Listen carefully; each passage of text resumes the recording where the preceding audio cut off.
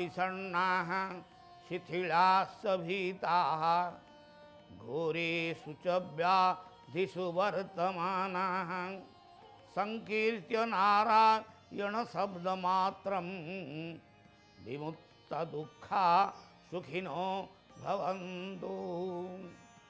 भयार्थ विषण्ण घोर व्याधिरे पीड़ित मानव जहाँकर एकमात्र नारायण नाम को नहीं दुख विमुक्त और सुखी हुंती सेही नंदनंदन भगवान वासुदेवंक चरणारविंदरी अनंत कोटि प्रणाम। सुधीवृंद श्रीमद् भगवद गीतार सरल अर्थ को नहीं भक्ति ओडिशार स्वतंत्र कार्यक्रम वासुदेव वाणी परिसर को आपण मानंकु सहर्ष स्वागत।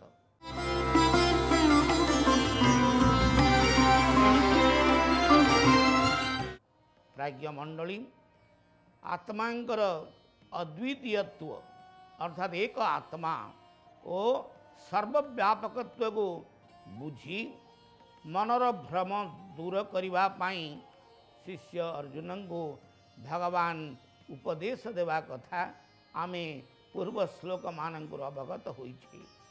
एबे आसंतु आजिर श्लोकरु आत्मांकर अविनश्वरता को पुनः किवली भगवान निज प्रिय शिष्य अर्जुन को अन्य उपायंतर बुझाउछन्ति जानिबा। तेबे आजिर श्लोकटी खूब मार्मिक अटे एवं ए श्लोकटी प्राय समस्तंग मुखरे अनुरणित होता है। श्लोकटी एभली वासांसि जीर्णानि यथा विहाय नवानि गृह्णाति नरोपराणि तथा शरीराणि विहाय जीर्णान्यानि संजाति नवानि देहि। शब्द गुड़ी को सजाड़ी देले एपरि हेब नरः यथा जीर्णानि वासांसि विहाय नवानि अपराणि गृह्णाति तथा देहि जीर्णानि शरीराणि विहाय नवानि अन्याति संजाति नवानि अन्यानि संजाति। अर्थगण ना जेपरि मनुष्य बा व्यक्ति जीर्ण वस्त्र परित्याग करी अर्थात पिंधुवा वस्त्र जेते बळे जीर्ण हो जाए दुर्बल हो जाए पुराणा हो जाए सेते बळे व्यक्ति कौन करे ना से पुराणा वस्त्र को त्याग करी अन्य नूतन वस्त्र ग्रहण करी सेहीपरि देही अर्थात आत्मा देह अस्य स्थिति देही अर्थात जीवात्मा पुरातन शरीर परित्याग करी अन्य नूतन शरीर धारण करती।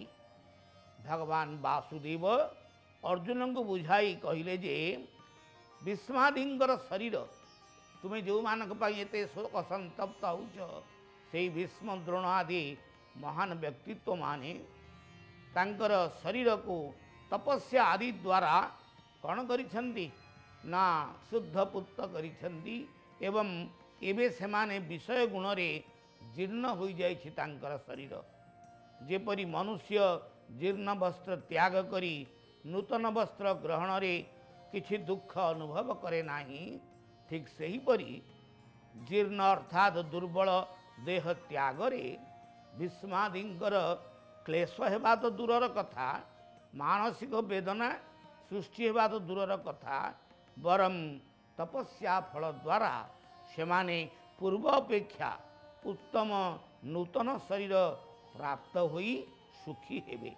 एणु अनित्य जीर्ण शरीर विषय रे चिंता करिबा अर्जुन परी महान योद्धांग पक्षरे आदौ शोभमान नुहे। सुतराम एभली जो मंद चिंता मंद भावना ताको त्याग करी वीर क्षत्रियर कार्य प्रति अग्रसर हेबा ही सर्वादौ विधेय। प्रिय दर्शक बंधु आजिर आलोचना को आम यही विश्राम देवा और प्रतीक्षार रहिबा परवर्ती श्लोक को तदजावत से परम कारुणिक नंदनंदन चरणार पिंदरे आपना को समर्पित करी प्रार्थना करिबा। ओम नमो भगवते वासुदेवाय।